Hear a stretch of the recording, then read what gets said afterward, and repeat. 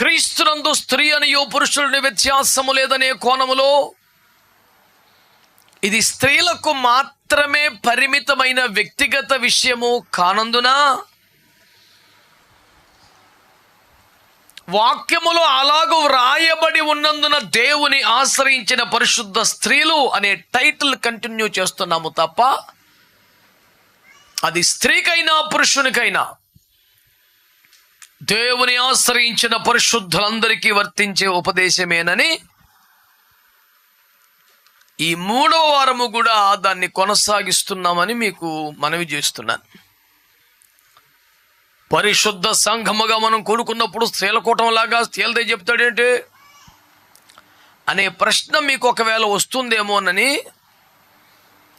ఇది కేవలము స్త్రీలకు మాత్రమే వర్తించే సందేశమైతే, వారికి మాత్రమే పరిమితమైన కోడికలో ధ్యానించే వాళ్ళము, కానీ ఇది సార్వత్రిక సంఘము దేవుని ఆశ్రయించిన పరిశుద్ధులుగా కలిగి ఉండవలసినటువంటి వైఖరిని తెలియజేసే, నేర్పించే, ప్రోత్సహించే ఉపదేశము గనుక సంఘారాధనలలో దీన్ని మనము ధ్యానము చేస్తున్నామని మీకు జ్ఞాపకం చేస్తున్నాను. ప్రియులారా, దేవుని ఆశ్రయించిన పరిశుద్ధులు ఎలా ఉన్నారు అన్న దానిని మనము ధ్యానం చేస్తూ, అంతకుముందు వారములో పితరులుగా తల్లులుగా చెప్పబడిన శారమ్మ, రిబ్కమ్మ మరియు అబిగయీలుల గురించి ధ్యానించాం. గత ఆదివారమున దావీదు తల్లిని గూర్చియు, ఎస్తేరును గూర్చియు, హన్నాను గూర్చి మనము ధ్యానము చేశాం. ఈ దినాన అపోస్తలైన పౌలు బహుగా ప్రశంసించిన వీరనారీల గురించి ఒక వచనాన్ని చదివి మన ధ్యానమును కొనసాగించదము. హెబ్రీ పత్రిక 11వ అధ్యాయము, హెబ్రీ పత్రిక 11వ అధ్యాయము 35వ వచనాన్ని చూడమని కోరుతున్నాను. స్త్రీలు మృతులైన తమ వారిని పునరుద్ధానము వలన మరలా పొందిరి. కొందరైతే మరి శ్రేష్టమైన పునరుద్ధానము పొందగోరి విడుదల పొందనొల్లక యాతన పెట్టబడిరి. దేవుని ఆశ్రయించిన పరిశుద్ధ స్త్రీల గురించి దేవుని వాక్యము బోధిస్తూ ఉంటే, ఇక్కడ ఒక అద్భుతమైనటువంటి 2 విభాగాలకు చెందిన, 2 తరగతులకు చెందిన, 2 ఆధ్యాత్మిక స్థాయిలలో ఉన్నటువంటి స్త్రీలను గురించి బైబిల్ మాట్లాడుతుంది. పౌలు అపోస్తలుడు బహుగా ప్రశంసించి మాట్లాడుతున్నాడు. బిడ్డలారా, ఈ దేవుని ఆశ్రయించిన పరిశుద్ధ స్త్రీలు ఏం చేశారట? అచంచలమైన దేవుని పట్ల తమకున్న విశ్వాసమును బట్టి, విశ్వాసమును ప్రయోగించి, ప్రార్థనలు చేసి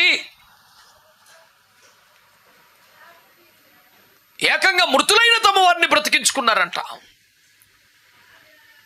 కోల్పోయిన వస్తువును మరలా సంపాదించుకోవడమే,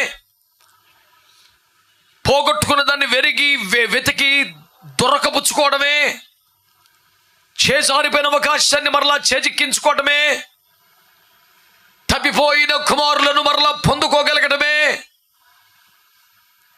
మహా గొప్ప అద్భుతముగా కనబడుతున్నటువంటి పరిస్థితులలో చనిపోయిన తమ వారిని కూడా పునరుద్ధానములో మరలా పొందుకోవడం అంటే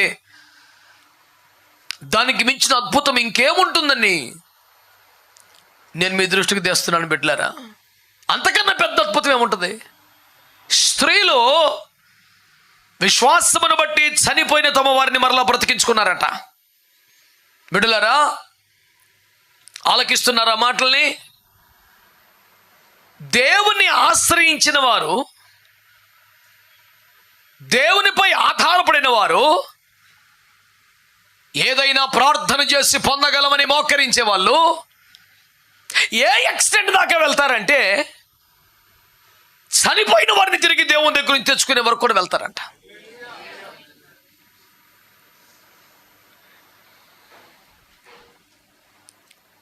ఈ మాట వాడొచ్చో వాడకూడదో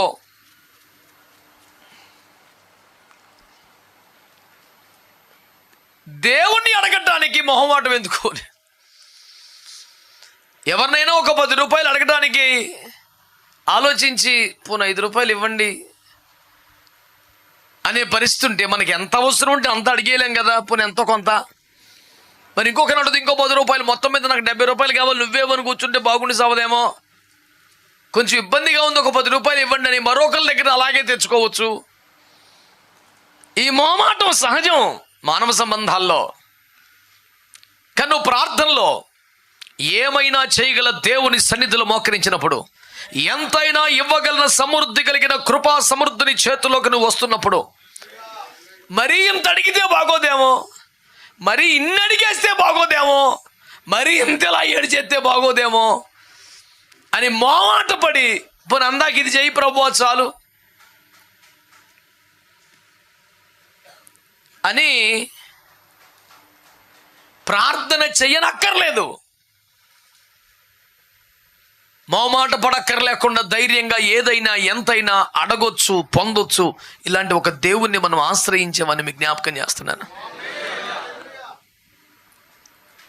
మీకు అర్థం కావడానికి, వివాహమై 3-4 సంవత్సరాలైనా సంతానము కలగని ఒక పాస్టర్ గారు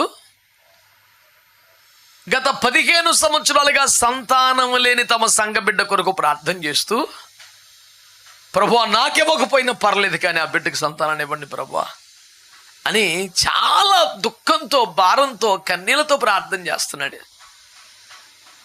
అతని ప్రార్థనలో ఎలాంటి మోసం కానీ, కుయుక్తి కానీ, వేరే వేరే భావాలు కానీ ఏమీ లేవు. చాలా మంచి మనసుతో తాను తినడం మానేసి బిడ్డల ఆకలి తీర్చడానికి ఇష్టపడే తల్లి యొక్క త్యాగం కలిగి ప్రార్థన చేస్తున్నాడు. నేను అతనితో కలిసి ఆ ప్రార్థనలు ఏకీపిస్తూ ఆమేన్ ఆమేన్ అని కేకలు వేయలేకపోతున్నాను, మౌనంగా ఉండిపోయాను. ప్రార్థన ముగించాక, అదేంటని నువ్వు కూడా ప్రార్థనలు ఏకీపించకుండా సైలెంట్ అయిపోతే ఇంకెలాగనే అన్నాడు. ఏకీపించడం ఇష్టం లేకనే ఏకీపించలేదు నాన్న, అసలు నీ ప్రార్థనతో నేను ఏకీపించలేదు అన్నాను. అదేమిటని అంటే, దేవుడు వారికి సంతానాన్ని ఇవ్వదలుచుకుంటే నీకు ఇవ్వాల్సిన సంతానాన్ని క్యాన్సిల్ చేసి దీన్ని అటు ట్రాన్స్ఫర్ చేయాలా? ఏం తెలివి ఉందిరా నీ ప్రార్థనకు? అసలు దేవుని దగ్గర ఒక్క బాబు ఉన్నాడా?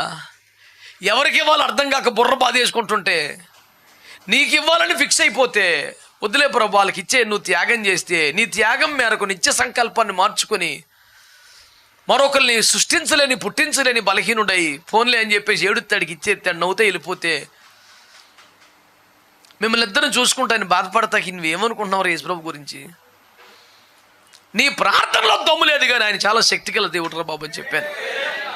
మీలో అందరూ స్తోత్రం చెప్పడానికి కూడా ధైర్యం చేయలేదు. మరి ఇంచుమించు ఆడిబాబుతో ఉన్నారని నాకు అర్థం కాలేదు.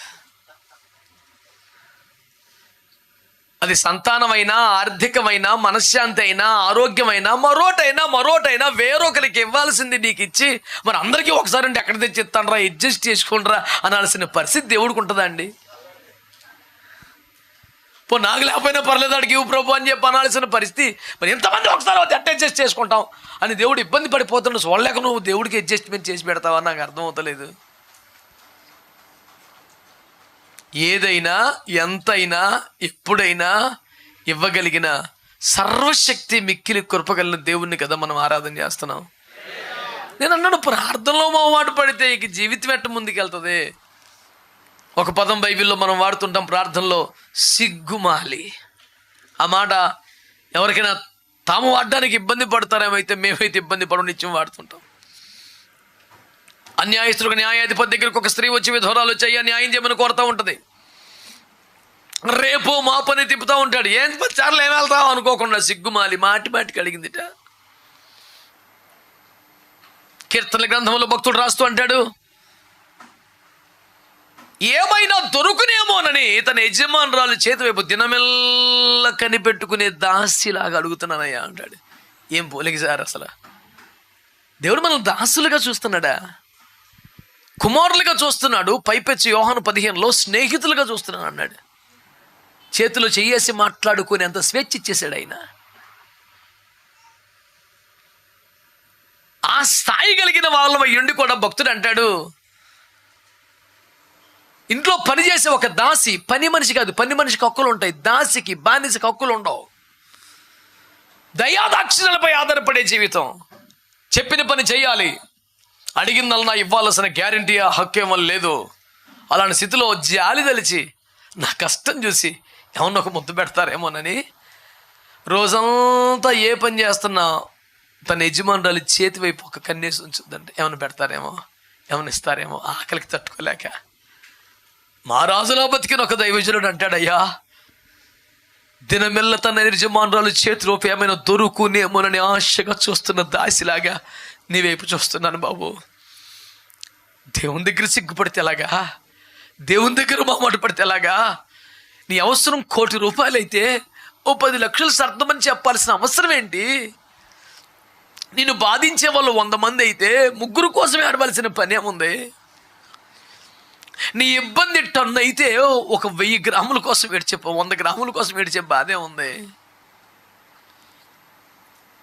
నేనేమంటున్నానంటే, ప్రార్థన చేసేవాళ్ళు, విశ్వాసాన్ని ప్రయోగించేవాళ్ళు అవసరం ఎంతుంటే, సమస్య ఎంతుంటే, దుఃఖం ఎంతుంటే అంతటి కొరకు కూడా దేవుణ్ణి ఆశ్రయించవచ్చు అని జ్ఞాపకం చేస్తున్నారు.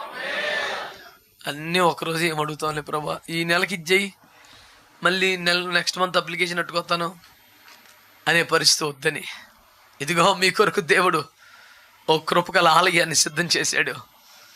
రండి, బలిపీఠమును ఆశ్రయించి, కరుణాపీఠాన్ని ఆశ్రయించి మోకాల మీద పడి, అయ్యా నాకు ఈ కార్యాలు జరగాలి, నాకు ఇది జరగాలి, నా భార్యకి ఇది జరగాలి, నా భర్తకి ఇది జరగాలి, నా పిల్లలకి ఇది జరగాలి, నా ఇంట్లో ఇది ఉండాలి, నా ఆర్థికంలో ఇది జరగాలి, నా ఆరోగ్యంలో ఇది జరగాలి, మా అమ్మకి ఇది జరగాలి. 1, 2 అన్నీ ఒకసారి తీసుకురా, కంగారు వచ్చేస్తుంది అనే ఒక పరిమితమైన వ్యక్తి దగ్గరికి మనం రావట్లేదు. ఈ మాటలను ఎందుకు చెప్తున్నాను తెలుసా? తమ ప్రియులు, తమ భర్తలు, తమ పురుషులు చనిపోయిన తర్వాత ఇంకెవరైనా ఏం ఆశపడతారండి? ఉత్తమంగా, ఘనంగా భూస్థాపన జరగాలని కోరుకుంటారు, కానీ ఏం కోరుకుంటారు? ఇంకా కోరుకుంటే ఇక వారు లేని జీవితం ప్రమాదకరంగా, ఆందోళనకరంగా కాకుండా హాయిగా సాగితే చాలు బాబు అని కోరుకుంటారు. కానీ వీళ్ళు మోకాలేసి ఈ తదనంతర జీవితం కాదు, వాళ్ళే కావాలి మొక్కను కూర్చున్నారంట, పొందారంట. నా మొదటి మాట, దేవుడు చెయ్యగలడు అని చెప్పడంలో నాకు పెద్ద ఆశ్చర్యం, కొత్తగా చెప్పాల్సిన అవసరం కూడా లేదు. కానీ నువ్వు అడగగలవు అనేది నా టెన్షన్ అంతా. యాకోబు పత్రిక 4లో ప్రభువారు ఏమన్నారు? మేమీ అడగకనే పొందట్లేదు, అడిగితే ఎందుకేమన్నారు? మీకేమి కావాలనో మీరు అడగక మునిపే మీ పరలోకపు తండ్రికి తెలియను, కానీ మీ సంతోషము పరిపూర్ణ మగునట్లు అడగండి, ఇస్తాను అన్నారు ఆయన. గట్టికి చెప్పొచ్చు కదా. దేవుని ప్రజలారా, దేవుని ఆశ్రయించిన పరిశుద్ధ స్త్రీలు, పోని దేవుని ఆశ్రయించిన పరిశుద్ధులు దేవుణ్ణి అడగటానికి ఎంత దూరమైనా వెళ్తారు, ఏ ఎక్స్టెంట్కైనా వెళ్తారు. మరీ అడగలేం కదా అనుకోరు. నేను అడుగుతున్నాను, ఒకవేళ నువ్వు చదువుకునే బిడ్డం అనుకో, పాస్ అవ్వడమే డౌట్గా ఉందనుకో, పాస్ మార్కులే డౌటు. డాడీ దగ్గరికి వెళ్ళి, మమ్మీ దగ్గరికి వెళ్ళి, అలాగనే నేను 70% కొడతాను, నువ్వు పాస్ అవుసాలు, పరువు దీబాకు, నీ ముఖానికి 70 వద్దులే అని నీ ముఖం మీదే చెప్పే పరిస్థితి కొంపలో ఉందనుకో, ఆ దశలో కూడా నువ్వు స్టేట్ ఫస్ట్కి ప్రార్థన చేయొచ్చు. చదువుకునే పిల్లలన్నా అంటారేమో అనుకున్నాను. మీ అవిశ్వాసం తగలడిపోవాలి, కొత్త విశ్వాసం పుట్టుకురావాలని కోరుకుంటున్నాను. దేవుడి దగ్గర పరిమితమైన వనరులు ఉండవు కదా. ఒక్కసారి నెల కుదురుతుందిరా, సర్దుకోండి ఈ పూటకే. ఒక పాస్టర్ గారు నాకు సాక్ష్యం చెబుతుంటే నా కళ్ళని నీళ్ళు వచ్చాయి. వాళ్ళ నాన్నగారి చిన్నతనంలో వారానికి ఒకసారి 1/4 కిలో మటన్ తెచ్చేవారట, 4 పిల్లలు. 1/4 కిలో మటన్లో కిలో వంకాయలు వేసి ఉండేవారంట. మా అమ్మ చాలా రుచిగా ఉండేదండి, ఏ వంకాయ మొక్క తిన్నా మాసం కొడుతున్నట్టే ఉండేదండి బాబు, ఎలా ఉండేసేదో కానీ అని చెప్తున్నాడు ఆయన. మంచిగా అనిపించింది నాకు, నిజమే కూడా. తల్లుల చేతుల్లో ఆ ఎక్స్ట్రా ప్రేమ ఉంటుంది, అది ఎట్టయినా క్లిక్ అయిపోద్ది. దేశ రక్తవేజీ, అందులో డౌట్ ఎవరికి అక్కర్లా. నాకు 48 సంవత్సరాల వయసు వచ్చింది, మా అమ్మ సరిగా ఉండదండి, మా అమ్మ ఉండితే నాకు తినబుద్ధి ఏదని చెప్పిన ఇప్పుడు దాకా నేను వల్ల. అలాగంటే అందరు తల్లులు సూపర్ చెఫ్స్ ఏం కాదు, అమాయకంగానే ఉంటాయి వంటలు, కానీ పిల్లలకి మాత్రం బీభత్సంగా ఎక్కేస్తే దేవుని ఏర్పాటు అంతే కదా. అది అంతే సృష్టి రహస్యం. దేవుని స్తోత్రం. నేనేమంటానంటే దేవుని బిడ్డలారా, అతని సాక్ష్యంలో మాట్లాడుతూ ఆ వంకాయ ముచ్చుకుల పైని ఆ గట్టిగా ఉండే ఒకలాంటి అదంతా ఆ పై తొడుగు మాత్రం కట్ చేసి ముచ్చుకల్లా ఉంచి 90% మంది అలాగే ఉంటారు అనుకోండి. అది గట్టిగా తగిలితే అది మటన్ పీస్ అనుకుని లాస్ట్ వరకు ఉంచేవారంట. ఇది గట్టిగా ఉంది కదా, ఇది మటన్, లాస్ట్గా అది ఉంచుకొని అది నోట్లో పెట్టుకుంటే అది వంకాయ. అలా చాలా నిరాశతో భోజనం ముగించే వాళ్ళం. ఇది మటన్ పీస్ అనుకొని పక్కన పెట్టుకునే వాళ్ళం, లాస్ట్లో తిందామని. ఇంకా తర్వాత అమ్మ మళ్ళీ వారం వేస్తానులే నాన్న అంటే ఇంక అలా ముగించేసేవాళ్ళం. నేను అన్నాను, ఆ తల్లి ప్రేమ ఎంత గొప్పదో ఆ తల్లి శక్తి అంత గొప్పది కాదు. ప్రేమ చాలా గొప్పది, డౌట్ లేదు, కానీ కొడుకు ఆశ తీర్చగల శక్తి ఉండదుగా. యేసు ప్రభు దగ్గరికి వస్తేనే ప్రేమ ఎంత ఉంటుందో శక్తి కూడా అంతే ఉంటుంది. కాబట్టి నాన్న రే మరి నాకు కూడా ఉందిరా కానీ ఎలాగరా అనలేడు. అది చదువు అయినా, అది ఆరోగ్యం అయినా, అది ఉపాధి అయినా, అది వ్యాపారం అయినా, అన్నిటికీ మించి ఆయనకి ప్రియమైన ఆత్మీయ విషయమైనా. కనుక ఈ పూట నేను మిమ్మల్ని ఎంకరేజ్ చేస్తున్న మొదటి విషయం, దేవుని ఆశ్రయించిన పరిశుద్ధులు దేవుని అడగడానికి మొహమాట పడరు. ఈ పదం తప్పు అయితే థియాలజిన్స్ అందరూ నన్ను క్షమించండి, కానీ నాకు మట్టికి ఇది స్ట్రాంగ్ నమ్మకం. According to theology this is not acceptable statement. It's okay. I believe it's acceptable to my Father God in heaven who says in secret my heart. I don't bother about this people who is crazy after theology and all nonsense, whatever it is.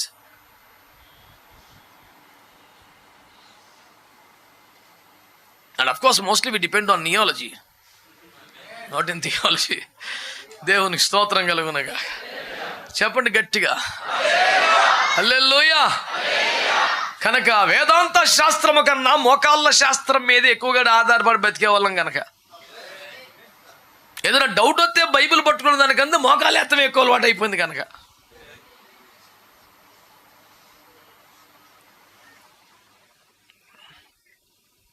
దేవుని ఆశ్రయించిన పరిశుద్ధులు దేవుణ్ణి అడగడానికే మొహమాట పడితే ఎట్లా అండి? ఒక మూడు సామెత చెప్తాను. సల్లకొచ్చి ముంత దాచితే అలాగని. సల్ల అంటే మజ్జిగ అడగడానికి వచ్చి ముంత దాచేసి ఎరా ఏంటి అలాగ వచ్చా, ఏం లేదు ఊరినే, ఏమన్నా అవసరం ఉందా అంటే ఊరినే వచ్చానండి అంటే ఈడి ఫీలింగ్ ఏంటి? రాగానే ముంత పెట్టేసి మజ్జి పోసి అంటే బాగోదు కదా, మంచి చెడ్డ మర్యాదలు మాట్లాడి అప్పుడు అడుగుదామని. ఆ 2 సార్లు అడిగాడు, ఏంట్రా ఈ విషయం అంటే ఏమన్నా అవసరం ఉందంటే ఏమన్నా మాతలో ఎందుకు వచ్చా పద్దాక టైం లేదు నా బిజీగా తలిపేశాడంట. వీడు ముంతను ఎత్తి కొట్టుకుంటున్నాడు. ఇప్పుడు ఆ 2 సార్లు అడిగేశాను కాదు. చల్లకొచ్చి ముంత దాచడం ఎందుకని? వచ్చిందే దేవుణ్ణి ఏదో అడుగుటానికి, ప్రార్థనకు వచ్చి. ప్రార్థనలో నువ్వు ఎందుకు వచ్చామో తెలుసు ప్రభా, నా మనసులో ఏమో తెలుసు ప్రభా, మరి మా ఉద్దేశాలు తెలుసు ప్రభా, మా సమస్యలు తెలుసు, నీకు మరుగైంది ఏం లేదు ప్రభా. ఆయన అదే అన్నాడు. అదేరా నేను అనేది కూడా నువ్వు మట్టికి చెప్పవు. వీడు బీటింగ్ అరౌండ్ ద బుష్. ఎంతసేపు అసలు పాయింట్కి రాడు. నువ్వు మనసులో తెలుసు, తలంపులు పుట్టకమని తెలుసు, నా అవసరాలు ముందే తెలుసు, చెప్పా ముందేతో కొట్టా అన్నాడు. ఆయన అన్నాడుగా ముందే, మీరు అడగక ముందే అవసరాలు నాకు, కానీ మీ సంతోషం పరిపూర్ణమైనట్లు అడగండి ఇస్తాను బాబు అన్నాడు. అంత క్లియర్గా చెప్పిన తర్వాత అడగటం కూడా ఎలా ఉండాలని చెప్పాడు. మీ ఇంటికి అనుకోకుండా అతిథి వచ్చాడు, మీరు అప్పటికే తినేసి ఊడిచేసి కడిగేసి ఎత్తిపెట్టేసారు, గిన్నెలని ఏమీ లేవు. పూర్వకాలం పెద్ద మనుషుల విధానం ఏమిటంటే, అనుకోకుండా అతిథి వస్తే అని ఒక మనుషులకి 2 మనుషులకి మిగిలేటట్టు ఉండేవారు. అవి పెద్ద కుటుంబాలు 9 కుటుంబాల మీద నడిచేది బండి. ఇప్పుడు ఒక్క మెతుకు మిగిలిన పొద్దున్న దాన్ని తినడానికి భూమి మీద ఎవ్వడికి పేరే పని లేదు. కాబట్టి ఇప్పుడు తల్లులందరూ కనాకటిగా అవసరం 2 మెతుకులు తగ్గితే నేను నీళ్లు తాగి పడుకుంటా, కానీ ఈ మిగిలిన సద్దెని మేనేజ్ చేయడం నా వల్ల కాదు. ఎవడు తినడం, రోజు పులిహోర తెస్తే పిల్లలు అవతల బారేస్తున్నారు. ఈ అన్నం తీసుకెళ్ళి వేడల్లో కలిపితే అన్నం పాచిపోయినట్టు అయిపోతుంది. పాడేస్తాకేమో దేవుడి భయం అడ్డొస్తుంది. కాబట్టి తక్కువే వండుతానని ఫిక్స్ అయిపోయారు. ఇలా తక్కువ వండినప్పుడు కడిగేసి ఎత్తిపెట్టేసిన తర్వాత అతిథి అంటే తిథి లేకుండా వచ్చేవాడని, అంటే చెప్పా పెట్టకుండా పద్ధతి లేకుండా వచ్చి పడిపోయాడు. దాని అర్థమేది కదా. అక్కడ సద్దాంతం ఊడిపడితే అన్నీ కడిగి ఎత్తిపెట్టేసా పడుకో అనలేం కదా. అప్పుడు వంట చేస్తాడు, వండలేడు కదా. అప్పుడు పక్కింటికి వెళ్ళి ఒక 3 రొట్టెలు అడగండి, మేము వండుకున్నవి అయిపోయినాయి. అనుకోకుండా అతిథి వచ్చాడు, ఒక 3 రొట్టెలు రేపు నేను చేసి నీకు ఇచ్చేస్తాను రొట్టెలు అని చెప్పండి, ఇలాగూ ప్రార్థన చేయండి అని చెప్పాడు యేసు ప్రభు. అంటే ప్రార్థనలో ఇంత క్లారిటీ ఉండాలా? మేము వండుకొని తినేసాము, కడిగి ఎత్తిపెట్టేసాము, ఇప్పుడు ఆడు వచ్చాడు, ఇప్పుడు వంట చేస్తే టైం సరిపోదు, మేము ఒక 3 రొట్టెలు ఉంటే రేపు చేసి ఇచ్చేస్తాను నీకు మళ్ళీని అని ప్రార్థన అడుగుతారు కదా, అలాగే చేయండి ప్రార్థన అన్నాడు. మరి ఏమన్నా దాపరికం ఉండొచ్చా? నేను ఐఎఫ్జీలో సేవకులతో మాట్లాడుతున్నప్పుడు ఈ మాట వాడుతుంటాను. ప్రసంగంలో మర్మం ఉంటే చాలా బాగుంటుంది, ప్రార్థనలో మర్మం ఉంటే చండాలంగా ఉంటుంది అంటుంటాను. మర్మాలు ప్రసంగంలో ఉంటే అందం, ప్రార్థనలో ఉండకూడదు. ఎందుకు వచ్చామో తెలుసు ప్రభు, అమ్మ మనసులో ఏముందో తెలుసు ప్రభు, ఇదంతా తీసేయి. డైరెక్ట్గా మోకాలని బట్టి ప్రభువుని డైరెక్ట్గా చెప్పేయకూడదు. ఎలా చెప్పాలి? మీ మనవులను కృతజ్ఞతాపూర్వకంగా చెప్పాలన్నది కనుక ఫస్ట్ కృతజ్ఞతలు చెల్లించు, డైరెక్ట్గా మ్యాటర్ చెప్పేయి. ఇలాగా చెప్పుకో, చిరాకు వచ్చేద్ది. ఇలా ఉండాలి. ఆమేనండి. ఎంతవరకు అడగొచ్చు దేవుణ్ణి?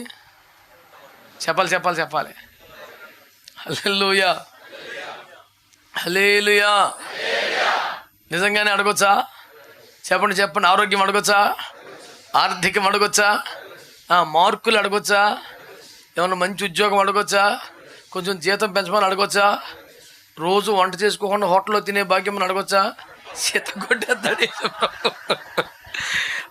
నీకు ఇమాలి మాటలు అడిగితే కనుక.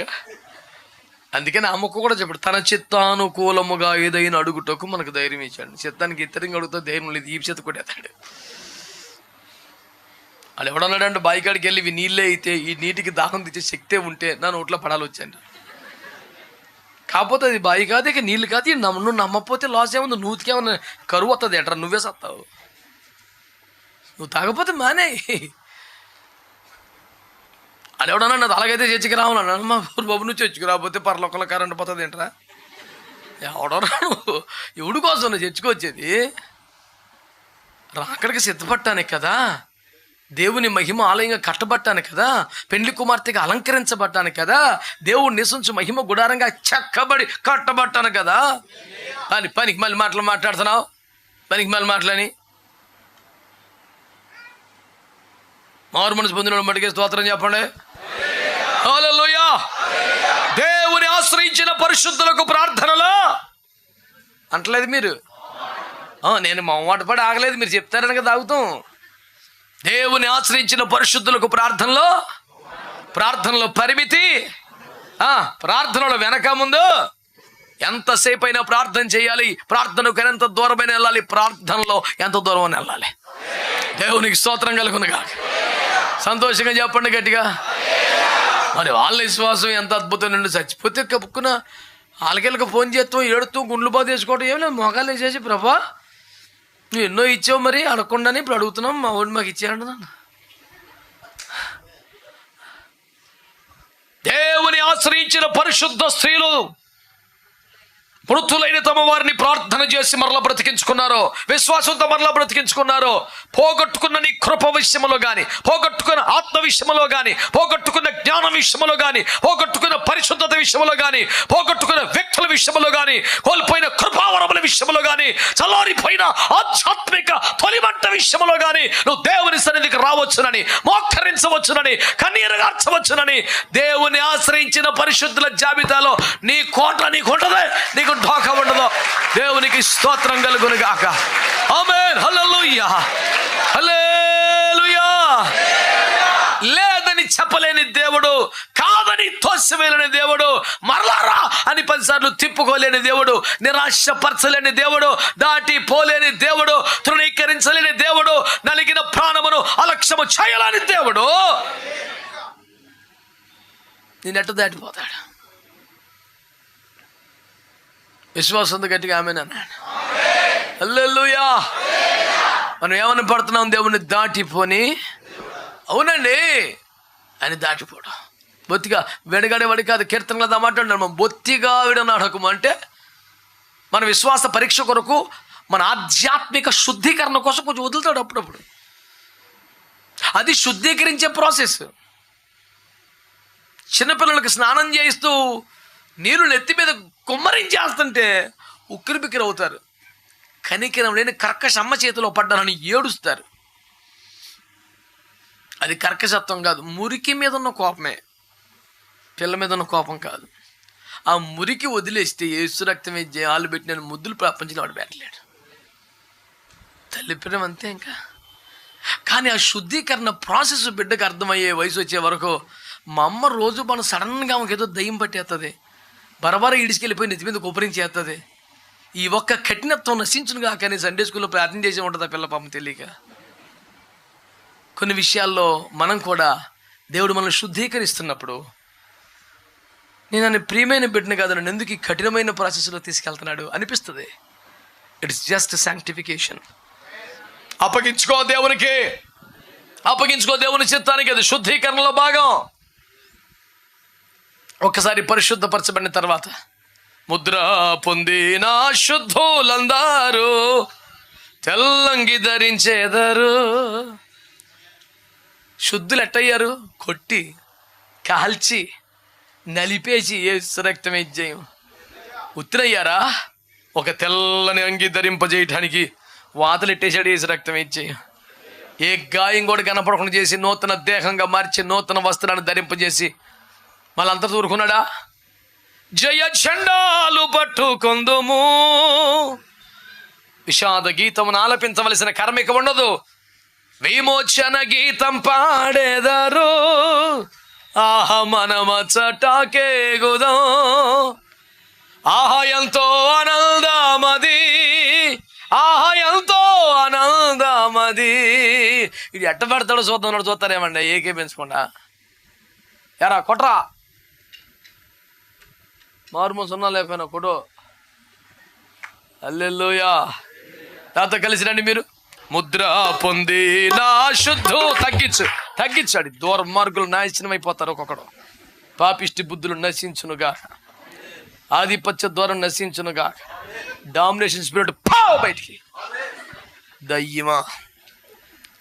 ముద్ర పొందిన శుద్ధులందరూ తెల్లంగి ధరించెదరు.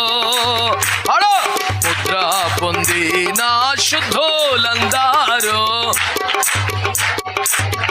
జయ చండాలు పట్టుకొందురు.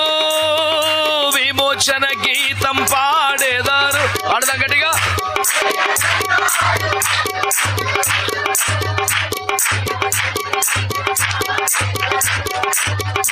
ఆహా ఎంతో ఆనందమది,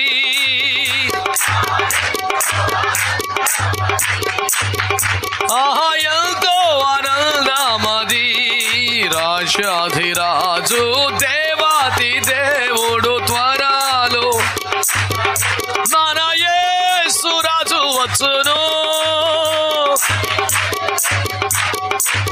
ఆహా మన యేసు.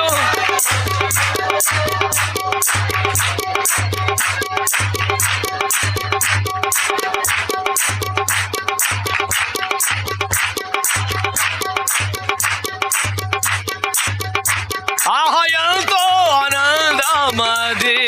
రాజాధిరాజు. హల్లెలూయా, హల్లెలూయా. మన యేసు రాజు వచ్చుచున్నాడు. రాజాధిరాజుగా రాబోతున్నాడు. హల్లెలూయా. ప్రభునందు మిక్కిలి ప్రియమైన దేవుని బిడ్డలారా, దేవుని ఆశ్రయించిన పరిశుద్ధుల యొక్క ప్రార్థనలకి ఎంత విలువ ఉన్నదో చూసారా? పరలోకంలో 24 పెద్దల చేతుల్లో కూడా స్వర్ణ పాత్రలు ఉన్నాయట. ఏమిటయ్యా ఈ పాత్రలు అని అడిగితే ఇవి పరిశుద్ధుల ప్రార్థనలు అని చెప్పాడు. దేవునికి స్తోత్రం చెప్పండి. దేవుని సముఖములో ఆయనకు అత్యంత సమీపంగా సింహాసనానికి దగ్గరలో కూర్చునేటువంటి ఆ 24 పెద్దల చేతుల్లో సువర్ణ పాత్రలు ఉన్నాయట. ఆ పాత్రలో ఏమున్నది? అది వారి అన్నపానములకు సంబంధించింది కాదు, వారి ఆహార పాన పాత్రలు కావవి. అవి పరిశుద్ధుల ప్రార్థనలన్నీ ఒక పాత్రలో పట్టుకొని దేవుని సింహాసనం దగ్గరలో ఉన్నారంట. హల్లెలూయా. నా ప్రార్థన దేవుని సన్నిధికి వెళ్ళిందా? నా ప్రార్థనని వింటున్నాడా? నా కన్నీరును చూస్తున్నాడా? చూడటం ఏంటరా బాబు.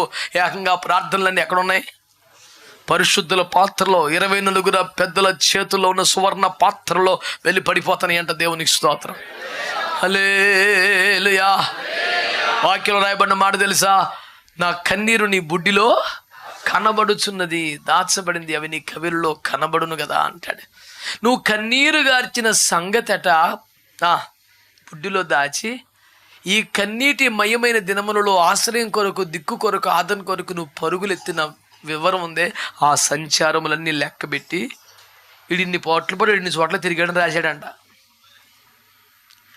నీ సంచారములు లెక్క పెట్టాను, పుస్తకంలో రాశాను. నీ కన్నీరు నేను పట్టుకున్నాను, బుడ్డిలో దాచాను. నేను ఎప్పుడు ఈ మాట అంటాను అనేక సంవత్సరాలుగా, నీ కన్నీరు నీ చెంపల మీదకి వచ్చేసరికి ఆరిపోవచ్చు, కానీ అది ఎప్పటికీ ఇంకిపోకుండా ఆరిపోకుండా దేవుని సన్నిధులకు బుడ్డిలో భద్రం చేయబడింది. హల్లెలూయా, హల్లెలూయా. ఆ బుడ్డి వైపు చూసిన ప్రతిసారి నీ దుఃఖం ప్రభు కనపడద్ది. భార్య వలన కలిగిన దుఃఖమా, భర్త వలన కలిగిన దుఃఖమా, అత్తింటి వారా, పుట్టింటి వారా, స్నేహితుల, బంధువుల, వ్యాపారమా, ఎక్కడ నీ సమస్యకి ఏది కారణమైనా నిశ్చయంగా దేవుడికి అద్భుతం చేస్తాడు. దేవునికి స్తోత్రం కలుగునగాక. నీ కన్నీరు లెక్కించబడి ఉంది, అది దాచబడి ఉందని నేను మీకు జ్ఞాపకం చేస్తున్నాను ప్రియారా. అందుచేతనే దేవుని సన్నిధిలో ప్రార్థన చేయడానికి ఆలోచించడం ఏంటి? దేవుని అడగడానికి మొహమాట పడితే ఎలాగా? ఇంకెవరిని అడుగుతావు? ఇంకెవరి దగ్గరికి వెళ్తావు? నీ మనసులో ఉన్నదంతా. అందుకే నేను ప్రార్థన ఒక భక్తుడు ఎలా అన్నాడంటే, హృదయమును కృమ్మరించుటాను. Praying is nothing but pouring out your heart at the feet of Almighty అంటాడు. సర్వశక్తి గల దేవుని పాదాల దగ్గర నీ హృదయాన్ని కృమ్మరించడమే ప్రార్థన చేసుకోవటం అంటే. దానికి ఒక అందమైన భాష ఉండాలని, మంచి పదాల పడికట్టు ఉండాలని నియమాలు ఏమి లేవు. ఆయన కన్న తండ్రిని బాధ చెప్పుకోవటమే ప్రార్థన, దానికన్నా పెద్ద సిద్ధాంతం ఏం లేదని చెప్పాడు. దేవునికి స్తోత్రం కలుగునగా. హల్లెలూయా. కనుక దేవుని బిడ్డలారా, ఒక దైవజనుడు మాట్లాడితే ఏమన్నాడంటే, పిల్లలు వాళ్ళ డాడీ దగ్గరికి వెళ్ళి ఫీజు కట్టమన్నారనో, బుక్ కావాలనో, నోట్స్ కావాలనో అని అడగటానికి వెళ్ళినప్పుడు వెనక ముందు ఆలోచించి నాన్నగారికి సంబంధించిన పదవిని, స్థాయిని గుర్తుపెట్టుకుని ఆ మర్యాద వాచకాలన్నీ వాడి, ఒకవేళ నాన్నగారు కలెక్టర్ అనుకోండి, కలెక్టర్ గారు అబ్బాయికి నోట్బుక్ కావాలనుకోండి, ఎలా అడగాలి? కలెక్టర్ గారి దగ్గరికి వెళ్ళి, చిన్న వయసులో ఎంతో కష్టపడి చదివినటువంటి ఓ ఉత్తముడా, రోజుకు 16 గంటలు సివిల్ సాధించినటువంటి ఘనుడా, పిన్న వయసులోనే కలెక్టర్గా ప్రశంస అందుకున్నటువంటి శ్రేష్ఠుడా, ఇవన్నీ అంటాడు.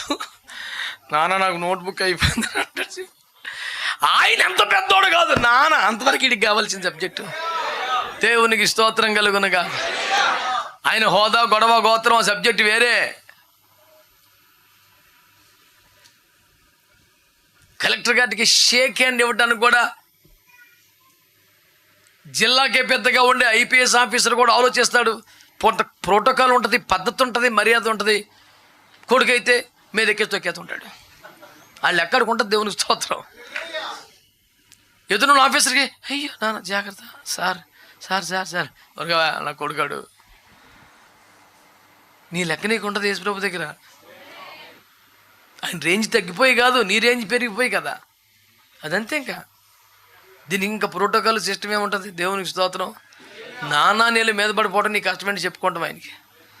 దేవునికి స్తోత్రం కలుగునగా. హల్లెలూయా. ఆడు కొత్తగా నడక వస్తున్నటువంటి కాలం, ఇంకా 8వ మాసం, 9వ మాసం, 10వ మాసమే అటు చేతులు పట్టుకుంటే కష్టంగా అడుగులేసే టైంలో అన్ని గుండెల మీద ఎక్కించేసుకుంటాడు తండ్రి. ఎంత ధైర్యం, అన్నీ తొక్కేతావు అని ఫీల్ అవుతాడా? ఆడు నన్ను తొక్కుతున్నాడు కాలేసి అని ఫీల్ అవుతాడు తెక్కలోడు, మెంటలోడు. వాడు మీదకి ఎదుగుతున్నాడని ఫీల్ అయితే తండ్రి. అయితే బెన్యామీన్ ఎక్కడ, రేంజ్ ఎక్కడ, గొడవ ఎక్క, గోత్రం ఎక్క. బెన్యామీన్ అంటే ఆయన భుజముల మీదకి ఎక్కి చూస్తాడంట. అనుకున్న రేంజ్ ఏంటి? పోనా పోస్ట్ లేవికి ఇచ్చిన కొంత లెక్క, యోధాకి ఇచ్చిన బేభత్సం, యోసెఫ్కి ఇస్తే సూపరు. ఇది ఎవడు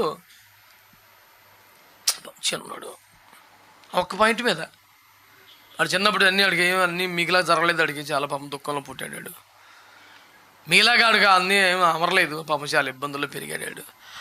ఆడు బాల్యం అందంగా లేదని, ఆనందంగా గడవలేదని, ఇబ్బందులు పడ్డాడని ఆయన భుజాలకి ఎత్తేసుకున్నాడంటే యేసుప్రభు. ఇంక ఆడి బాధే ఆడి క్వాలిఫికేషన్, యేసు రక్తం వేసి స్తోత్రం చెప్పండి.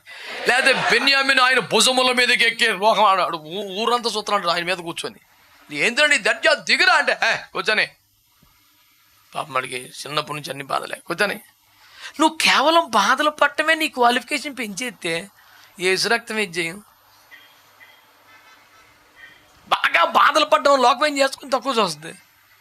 ఆడు అడ్జస్ట్ అవ్వాలి, కూర్చోవాలి, వెయిట్ చేయాలి, మనం ఇచ్చే టీ కోసం వాడు పడిగాపులు పడాలి. ఇంత ఉంటుంది డిమాండ్ మన దగ్గర. యేసులో వాడికి బాధలు పడ్డాడనే స్పెషల్ గ్రేస్ అడిగి, యేసు రక్తమే ఇంత మంచి దేవుడు ఎక్కడ ఉంటాడండి బాబు? అలాంటి దేవుడి దగ్గరికి వచ్చినప్పుడు ప్రార్థన అపరిమితంగా చేయండి.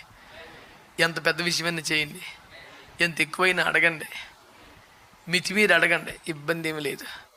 దేవునికి ఒక మంచి స్తోత్రం చెప్పండి. హల్లెలూయా, హల్లెలూయా. ప్రభు కొరం కూడా పైకి అన్నిసార్లు చూడరా మీరు? కన్నులెత్తి చుట్టూ చూడు, ఇప్పుడే నెరవేర్చేస్తున్నారు. దేవునికి స్తోత్రం కల. అయ్యో ఒక్కళ్ళ కన్నులు, ఓ అమ్మో, అసలు సమశీతల గదిలోనే బతుకుతున్నారు భక్తులందరూ. హల్లెలూయా. దేవుని ఆశ్రయించిన పరిశుద్ధుల ప్రార్థనని ఈరోజు నేను ఎంకరేజ్ చేస్తున్నాను. ప్రియులారా, చేయండి, పర్లేదు, అడగండి, ఏదైనా సరే, ఇబ్బంది ఏం లేదు. నా దేవుడి గురించి నాకున్న నమ్మకాన్ని బట్టి చెప్పేస్తున్నాను. సిద్ధాంతాలు అడగబాకండి నన్ను. అయినంత అడుగుకునే పరిస్థితి రాదు. సర్వ సంపదల గని దేవునికి స్తోత్రం కలుగునగా.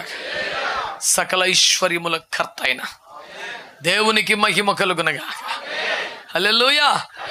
దేవుని ఆశ్రయించిన వారు దేన్ని అడగడానికైనా దేవుణ్ణి మొహమాట పడరు, వెనకంజ వేయరు, అడుగుతారు, ప్రార్థనలు చేస్తారు, ఎంతసేపు అని చేస్తారు, ఎన్ని విషయాల కోసం చేస్తారు, ఎవరి కోసమైనా చేస్తారు, ఎంతైనా అడుగుతారు. ఇది మనం అనుకున్న మాట ఇప్పుడు దాకా. ఇక రెండో మాట చెప్పాలా, ఏంటది?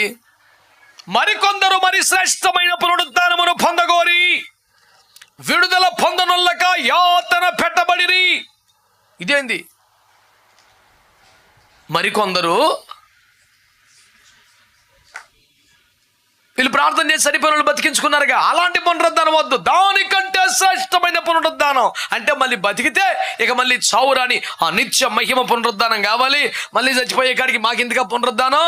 మరి శ్రేష్టమైన పునరుద్ధానమును పొందగోరి ఆ భర్త లేని జీవితంలో, యజమాని లేని జీవితంలో, ఆర్థిక సంపాదన లేని జీవితంలో, మగ తోడు లేని జీవితంలో కలిగే యాతనలు, బాధల నుండి విడుదల పొందనొల్లక. ఎవడైనా బాధలో ఉన్నవాడు విడుదల పొందొద్దు అనుకుంటాడండి? అలా అనుకున్నారంట. ఎవరు? పాపులా, దేవుని ఆశ్రయించిన పరిశుద్ధులు. వాళ్ళు పరిశుద్ధులే, తమ తోటి వారి ప్రార్థించి చనిపోయిన వారిని బ్రతికించుకున్నారు. ఉదాహరణకి నేను ఎప్పుడు చెప్తున్న మాట మళ్ళీ చెప్తాను. ఒక 10 మంది కుటుంబాలు వరుసగా ఉంటున్నాయి, 10 పోర్షన్లు అద్దుకుంటున్నారు అనుకోండి, 10 ఇల్లులు వరుసగా ఉన్నాయి. శత్రువు వచ్చేసి 10 మందిని చంపేశాడు, హతసాక్షులు అయిపోయారు. మొదటి 8 మంది ప్రార్థన చేసి చనిపోయిన తమ భర్తలు బతికించేసుకున్నారు. మిగతా 2 ఏం చేయాలి ఇప్పుడు? వరుసగా 8 మంది ప్రార్థన చేసి చచ్చిపోయిన తమ భర్తలు బతికించేసుకున్నారు. మిగతా 2 ఏం చేయాలి మరి ఇప్పుడు? వీళ్ళిద్దరు పాస్టర్ గారికి ఫోన్ చేసి, అయ్యా ప్రభునందు మా భర్తలు మరణించారు, ప్రభు కొరకు హతసాక్షులు అయ్యారు, వచ్చేసి భూస్థాపన చేసేయమని ఫోన్ చేశారు. వీళ్ళు పాస్టర్ గారు వచ్చాక వీళ్ళు 8 మంది కృతజ్ఞత సాక్ష్యాలు చెప్తున్నారు. అయ్యా మా బిడ్డలకు, మా భర్తలను కూడా చంపేశారు, ప్రార్థన చేస్తే ప్రభు బతికించాడు, వీళ్ళు కూడా ప్రార్థన చేద్దాం, వాళ్ళు ఒప్పుకోవట్లేదు, భూస్థాపన చేసేయమంటున్నారంటే అది పిచ్చా మీకేమన్నా? మీ భర్తలు పోతే మీకేమన్నా సంతోషమా? భర్తలు లేని జీవితం మీకేమన్నా సరదా గడుస్తుంది అనుకుంటున్నారా? పట్టండి ప్రార్థన చేద్దాం, దేవుడు లేపుతాడంటే వద్దులండి అయ్య గారు, భూస్థాపన చేసేయండి అన్నారంట. ఇది మీరు మెంటలా? భర్తలు అంటే ప్రేమ లేదా? ఇది ఏంటి జీవితం, దరిద్రం పోయినట్టు ఉందా మీ పేనానికి? అలా అంటారు ఏంటారు బాబు అంటే? అలా అంటారు. అయ్యా, చనిపోయిన వారు బ్రతకటం, పునరుద్ధానం వల్ల పొందడం గొప్ప సంగతే, కానీ వాళ్ళు మళ్ళీ చనిపోతారా? చనిపోతారు కదమ్మా. మా భర్తలు కానీ బతికితే మళ్ళీ సావు రాకూడదు, అలాంటి పునరుద్ధానం కావాలి మా వాళ్ళకి. అయితే మళ్ళీ చచ్చిపోయి పునరుద్ధానం అవ్వద్దన్నారు. అదైతే మరి ఇక లాస్ట్లో అవుతుంది కదా, అందుకనే మేము వదిలేసాం. మరలా చనిపోయేలాంటి పునరుద్ధానం మాకు ఎందుకయ్యా? మరి శ్రేష్టమైన పునరుద్ధానమును పొందగోరుతున్నాం మా వాళ్ళకి. అలాంటి ఎలాంటి పునరుద్ధానం రాకూడదు, ఇక చావు కనపడకూడదు, వాళ్ళకి ఎప్పటికీ మహిమలో ఉండాలి, అలాంటి పునరుద్ధానం కావాలి. మరి దానికి టైం పడుతుంది. ఈ లోపు యాతన పెట్టబడ్డాక మేము రెడీ. మగతోడు లేని జీవితంలో, భర్త లేని జీవితంలో, సంపాదన లేని జీవితంలో, నానా పాటలు పడే పాపిచ్చి లోకంలో ఇబ్బందులకు రెడీ. ఈ బాధ నుంచి విడుదల పొందాలనుకోవట్లేదు. ఈ విడుదల పొందకుండా బాధలో ఉండి యాతన పెట్టబడి మరీ శ్రేష్టమైన, అతి పరిశుద్ధమైన, మహిమకరమైనటువంటి స్వాస్థ్యాన్ని పొందడానికి మేము రెడీగా ఉన్నామన్నారు. ఇప్పుడు ఏమందాం వెళ్ళి? దేవుని ఆశ్రయించిన పరిశుద్ధ శీలలో ఒకరు ప్రార్థన చేసి అద్భుతాలు పొందారు. కొంచెం కష్టంగా ఉన్నా అంటాను, తప్పు రైటు మరి మీరు స్వీకరించండి. మరికొందరు మరి శ్రేష్టమైన పునరుద్ధానం పొందగోరి విడుదలను, స్వస్థతను, ఆశీర్వాదాన్ని, సౌలభ్యాన్ని, అభివృద్ధిని పొందను వాళ్ళక మాకొద్దు, మాకేం అక్కర్లేదులే అని యాతన పెట్టబట్టడానికి తమను తాము అప్పగించుకొని అద్భుతాలు లేకపోయినా బతకగలం, అద్భుతాలు జరగకపోయినా బతకగలం. ఇంకోలాగా చెప్పనా, అద్భుతాలు లేకపోయినా అద్భుతంగా బతికేస్తాం మేము అని చెప్పారంట వాళ్ళు. మీకు అర్థమైందో లేదో, మరి దేవుడు ఏదో ఒక అద్భుతం చేస్తేనే కదండి బాబు, మరి 3 పూట్ల మన్నా వస్తేనే కదండి ఆధార్ కార్డు వేయగలం. మరి 3 పూట్ల మన్నా స్కీమ్ మరి ఏలియాకి ఎందుకు లేదు? పాలెములో 3 పూట్ల మన్నా తినేసి ఒకడు ముఖం ఎలా పెట్టేశాడు, మోసే కనపడతలేదని. మరి 40 పగల రాత్రులు వాటర్ బాటిల్ కూడా లేకుండా ఆయన ముఖం వెలిగిపోతుంది గట్టిగానే. ఏ ప్రాజెక్ట్ ఎక్కువ మహిమ కలిగింది? నాన్ స్టాప్ బ్యాటింగ్ కూడా, ఉపాసన ఉన్న కూడా. దేవునికి స్తోత్రం. అనవసరంగా ఒప్పేసుకుంటే యేసుడు ఆమెన్ అంటాడని జాగ్రత్త పడిపోతున్నావు. మీకు సులువైన ఉపాయం చెప్తాను. జ్వరం వచ్చి ఒకడు కేవలం జ్వరం వచ్చి 15 రోజులు లంకనం పచ్చి మంచిలు ముట్టుకోవటానికి లేదు, అంతా శిలల మీదకి బతికింది జీవితం. ఒక ఇడ్లీ అన్న పెట్టమన్నాడు, చచ్చిపోతావు నువ్వు, బోల్డ్ ఉంది నీకు జ్వరం, బోల్డ్ కాంప్లికేషన్స్ అని డోర్ మూసుకొని ఉండు, నీకు ఎప్పుడు తిని పెట్టాలో మాకు తెలుసు కదని డాక్టర్ గారు కోపడ్డారంట. అని నా దగ్గరికి వచ్చి జ్వరానికి 15 రోజులు పెట్టేయడనా? అయ్యి బాబోయ్, ఇడ్లీ కూడా ఎట్లేదన్నా, చాలా దారుణం ఉన్నా బాబు అంటే, అయ్యో నాన్న అదా ఇదా అని ఓదార్చి కొంచెం ప్రయత్నం చేసిన తర్వాత అంతా కూటమి అయిపోయిన తర్వాత లాస్ట్లో అడిగాను, రే నువ్వు వారానికి రోజు ఉపవాస ప్రార్థన చేస్తుంటావా అన్నాను. అన్నా కుదురుతలేదు అన్నాడు. అయితే 15 వారాలు సెట్ అయిపోయిందిరా. సంవత్సరానికి ఎన్ని ఉంటాయి? 52. 15 పోయినాయి. అయ్యి బాబు అనేవి ఇలా వద్దులేని బాబు ఉంటాను ఈ వారం నుంచి. మరి నీ ఇష్టం, ఆయన వసూలు చేసుకుంటాడంట. అమ్బాబు ఈ రేంజ్లో వసూలు చేస్తే నా వల్ల కాదనే బాబు. నెలకే కట్టేసుకుంటే పోద్ది కదా అంటే ఆయన అడగట్లేదని కట్టలేదు, ఒకసారి సంవత్సరం ఒకసారి ఇస్తలేదని కూర్చున్నాడు. ఇది ఇంకా కష్టంగా ఉంది. నాకులాగా బుద్ధిగా ఈమెయిల్ కట్టేసుకోండి, దేవునికి స్తోత్రం. మేతడిపోతుంది వచ్చి ఒకసారి, ఇప్పుడు మీకు గాబరైపోతారు. ప్రభు నమకు స్తోత్రం. హల్లెలూయా. ప్రార్థన చేసి విశ్వాసముతో అద్భుతములు పొందుకున్న వారు ఉన్నారు. నాకే అద్భుతం అక్కర్లేదు ప్రభా, నువ్వే ఒక అద్భుతం. నీకోసం నేను ఇలాగ అద్భుతంగా బతికేస్తాను, నాకు అద్భుతాలు ఎందుకు, నాకు స్వస్థతలు ఎందుకు, నాకు ఆరోగ్యాలు ఎందుకు, నాకు డబ్బులు ఎందుకు, ఇలా ఉన్నా సరే నిన్ను మగింపరుతాను ప్రభు అని సమర్పించేసుకున్నాడు కొంతమంది.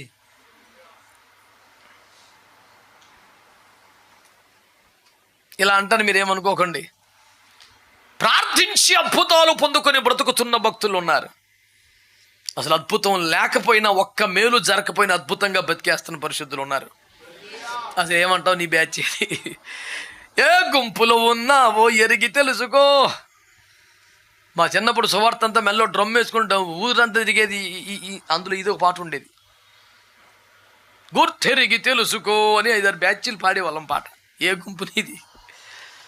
బిడ్డలారా, ఈ మాటలతో నేను ముగిస్తున్నాను. ఒక మంచి మాట మీ మనసులో పెట్టాలని ఆశ.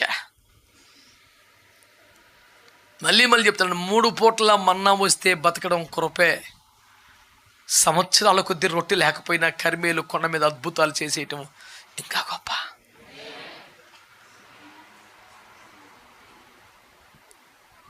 Some waited for even better reservation అని రాస్తున్నాడు.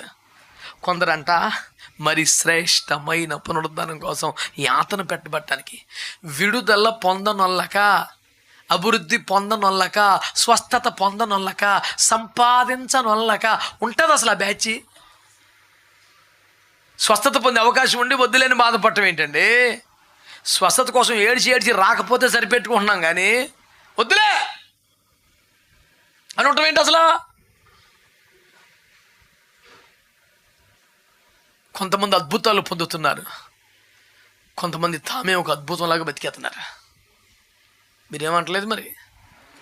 కొంతమంది అద్భుతాలు పొందుకుంటున్నారు, కొంతమంది తామే ఒక అద్భుతంగా బతికేస్తున్నారు. ఆ లెవెల్కి వచ్చే ప్రయత్నం ఏదన్నా ఉందా? మేము సేవిస్తున్న మా దేవుడు మండుచున్న వేడిమగిలి అగ్ని గుండమును తప్పించడానికి సమర్థుడు. 170% మంది క్రైస్తవులు అందరూ రాలే. ఒకవేళ తప్పించకపోతే ప్రభు కోసం చచ్చిపోతాం కానీ నువ్వు ఉన్న పని చేయమనేది 30%. ఆ బ్యాచ్కి ఎవరు వస్తారు? నేను సేవిస్తున్న నా దేవుడు మండుచున్న వేడిమి, నా దేవుని దృష్టి నిర్దోషిని కనుక ఆయనను సింహాల బోన్లో పడకుండా తప్పించాల్సింది. కానీ ఎందుకు ఇందులో లేచాను నాకు అర్థం అవ్వట్లేదు. అది చాలా బాధపడుతున్నాను. సింహాల నోళ్ళు మూసాడు చాలు. సింహాల బోన్లో వేసేదా నోరు మూసేస్తే ఎందుకు? సింహాల బోన్లో పడకుండా కాపాడవచ్చు కదా. సింహం నోటి దాకా తీసుకెళ్తున్నాడు, అక్కడ కాపాడుతున్నాడండి. కాపాడుతున్నాడు కానీ నాకేం సంతోషం ఉండలేదండి. బిక్కుమని భయంగా అయిపోయింది. నవ్వులేస్తా తినేస్తుందని. తొలి రోజు బాగానే ఉంది, 2వ రోజు సింహం లేచి నా దగ్గరికి వచ్చిందండి. అప్పుడు చాలా టెన్షన్ వచ్చేసిందండి. అందులో ఉంటే నిజంగా 4-5 రోజులు ఎవరికైనా అలాంటి సాక్ష్యాలు ఉంటాయి. అందులో పెద్ద విచిత్రమేం కాదు. ఆ సింహం చూపు సహజంగా అలాంటి చూపైనా అది నాయంకే చూసింది అనిపిస్తుంది కదా. అదొక రకంగా చూసిందండి. నన్ను నవ్వులేస్తుంది అనుకున్నామండి.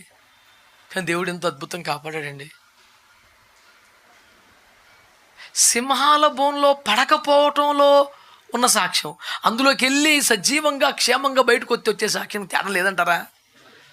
నేను సింపుల్గా చెప్తాను. అగ్నిగుండంలో పడకముందు దేవుడు సత్తా ముగ్గురికే తెలుసు. అందులో పడ్డాక దేశానికి తెలిసిపోయిందండి. ఓరి బాబో, ఈ విధంగా రక్షించడానికి సమర్థుడు దేవుడు, ఇలా దేవుడిగా ఇంకెవరు కాదని ఆయన రాజుగారికి కేకలేస్తున్నాడు. అప్పుడు నీ దేవుని సత్తా ఏంటో ప్రపంచానికి తెలియాలంటే నువ్వు కొంచెం తెగించి ముందుకు రావాలి. అగ్నిగుండం దాకా గట్టిగా పాటపడక వచ్చిన తర్వాత, మరి ప్రభా, మరి ఈ అగ్ని తీవ్రమగుచున్నది, నేను వెనక్కి వెళ్ళగోరుచున్నాను, will you please spare me for this time చెయ్యాడు. అంతే, పోయింది ఛాన్స్. బంగారు లాంటి ఛాన్స్ వచ్చింది, కోల్పోయావు. సంవత్సరం అంతా నీకు కోడిగుడ్డు ఇచ్చి, పాలిచ్చి, హార్లిక్స్ ఇచ్చి, ఏమండి ప్రోటీన్స్ అని అవన్నీ నీకు ఏ లోటు రాకుండా చేసిందా. చివరి పరీక్ష పాస్ అవుతాను కదా. ఈ ఒక్కసారి వదిలేయాడంటే చెత్త కొట్టేస్తాడు పట్టుకొని. సంవత్సరం పెట్టుబడి, సంవత్సరం శ్రద్ధ, ఈ ఒక్కసారి వదిలేస్తాక, ఆ ఒక్కసారి గట్టెక్కుతాక ఈ సోవంతా. నీ విశ్వాసానికి సరైన పోరాటం వచ్చినప్పుడు, ఇంట్లో పెళ్ళో సావో మంచో చెడ్డ వచ్చినప్పుడు, ఆ ఒక్కసారి సాక్ష్యంతో అని మరి బంధువులు మరి చుట్టాలు మాట్లాడబా బలహీనమైన మాటలు మాట్లాడతావు. అలాంటి పరిస్థితి గెలుస్తామని కదా ఎన్నాళ్ళు పోషించుకొచ్చాను నేను. ప్రతి ఆదివారం రామేల్ ప్రైజ్ ది లార్డ్ ఆ బెల్లలు అంటాక మరి ఆ పరీక్ష పాస్ అవుతావు కదరా. పెట్టినప్పుడల్లా మమ్మీ థ్యాంక్ యూ డాడ్, పరీక్షలో చూపించరా. ఒక్కరు అంటలేదు. దేవుని ఆశ్రయించిన పరిశుద్ధులు ప్రార్థన చేసి ఏదైనా దేవుని దగ్గర సాధించారో, అద్భుతాలు పొందారు. మరికొందరు అసలు అద్భుతమే అక్కర్లేదు, మేము ఎలాగైనా బతికేస్తామని అద్భుతంగా బతికేశారు. ఆమేన్. ఎలా అయినా అలా అయినా దేవుని ఆశ్రయించిన పరిశుద్ధుల లెక్కలో ఉంది. అయితే ఇది లేకపోతే అది, అట్లీస్ట్ ఏదో గ్రూపులోనే ఉండాలని కోరుకుంటూ నా మాటలు ముగిస్తున్నా. దేవుడు మనల్ని తను ఆశ్రయించిన పరిశుద్ధుల జాబితాలో నిలిపి ఆశీర్వదించునుగాక. ఆమేన్. ప్రార్థన.